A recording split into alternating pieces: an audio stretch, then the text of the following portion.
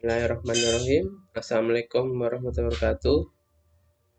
Baik, pada hari ini ya, kita akan belajar mengenai alat indera pada hewan. Maaf ya, kita melalui video pembelajaran karena saya ada keluar kota untuk kerjasama dengan PGRI Banyuwangi. Semoga dilancarkan ya. Terima kasih untuk mendoakan. Alat indera pada hewan itu ada tiga bagian utama. Ada yang eksteroreseptor, proprioreseptor, dan interoreseptor.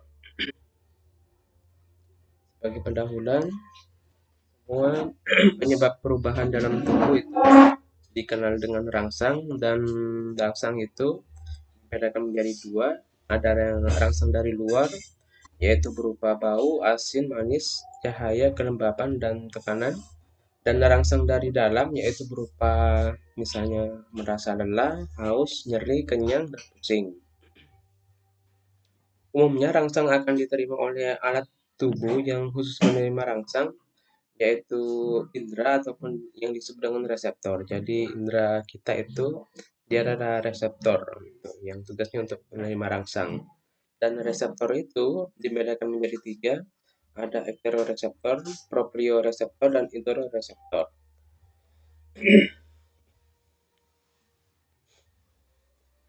Untuk ekteroreseptor itu dia adalah alat penerima rangsang dari luar, misalnya saat digigit nyamuk ataupun dihinggapi serangga. Dan eksteroreseptor itu akan memberi informasi kejadian-kejadian pada permukaan tubuh, misalnya rasa panas, dingin, tekanan, dan sentuhan.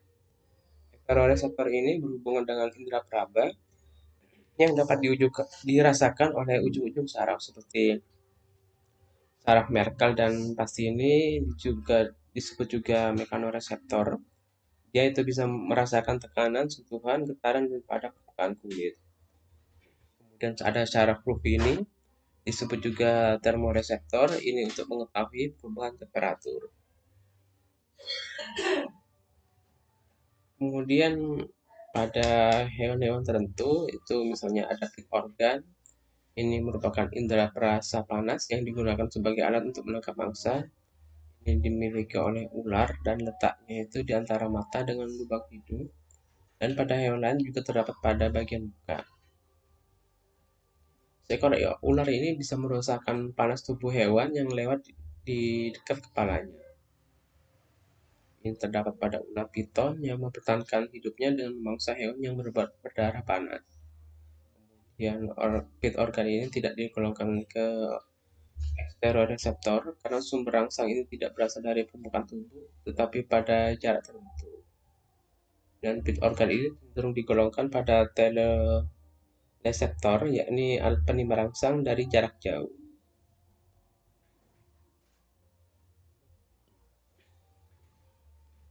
Kemudian ada gurat sisi, ini sistem saraf yang ditemukan pada ikan dan larva amfibi.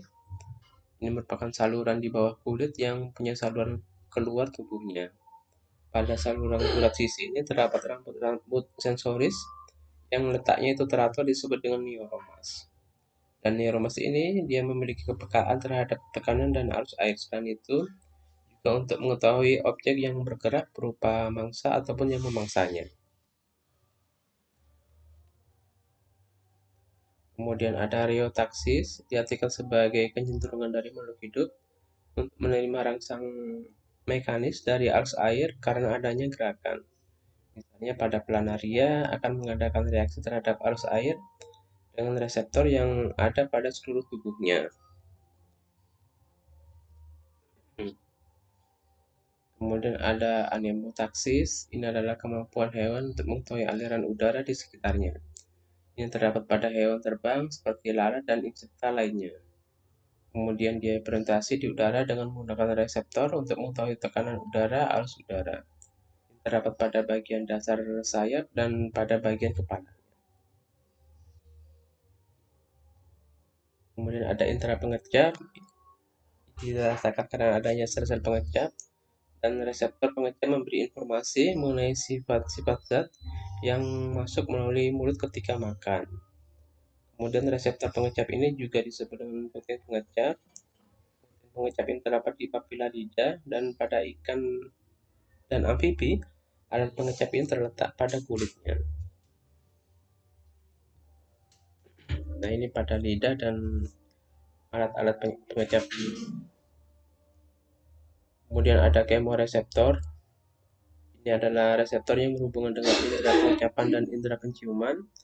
Indera pengecapan ini termasuk kemoreseptor karena indera pengecap merupakan alat yang dapat merasakan zat kimia, sedangkan indera penciuman dapat mencium berbagai sifat zat kimia, terutama dari baunya.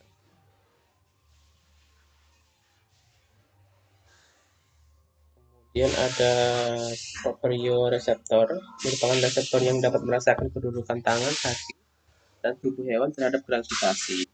Ini terletak pada otot lurik, tendon otot, selaput pembungkus otot berupa ujung saraf pastini, dan pada sendi. Proprioreseptor ini merupakan aktivitas otot seperti rangsang lain. Proprioreseptor ini dibawa ke pusat saraf oleh akar saraf eferen, sedangkan untuk respon terhadap rangsangan tersebut itu disampaikan oleh akar saraf eferen pada sumsum tulang belakang dan saraf tepi, saraf spinal. Dan ada enteroreseptor. Ini merupakan reseptor untuk mengetahui meragangnya paru-paru, jantung, dan pembuluh darah yang berperan dalam respirasi dan untuk sirkulasi. Fungsinya menyampaikan informasi tentang keadaan alat-alat dalam seperti jantung, paru-paru, pembuluh darah, dan informasi tentang lingkungan dalam seperti kadar glukosa darah, konsentrasi ion, dan pH kepada saraf pusat. Kemudian ada alat keseimbangan, misalnya pada ikan ini ada labirin, itu merupakan interoreseptor khusus yang fungsinya sebagai alat keseimbangan. Letaknya pada telinga dalam, labirin ini terdiri atas alat keseimbangan untuk merasakan gerakan kepala, yaitu saluran semisirkuler, dan alat untuk mengetahui kedudukan kepala, yaitu utriculus dan sulcus. Organ otot ini memiliki struktur yang disebut makula yang terdiri dari sejumlah sel rambut. Setiap saluran semisirkuler ini mempunyai organ yang disebut dengan ampula. Ampula ini akan memberikan respon terhadap pergerakan rotasi kepala, dan pada ampula itu terdapat reseptor yang peka terhadap gerakan cairan. Baik, ya itu materi hari ini. Materinya singkat, bermanfaat. Saya akhiri. Terima kasih. Assalamualaikum.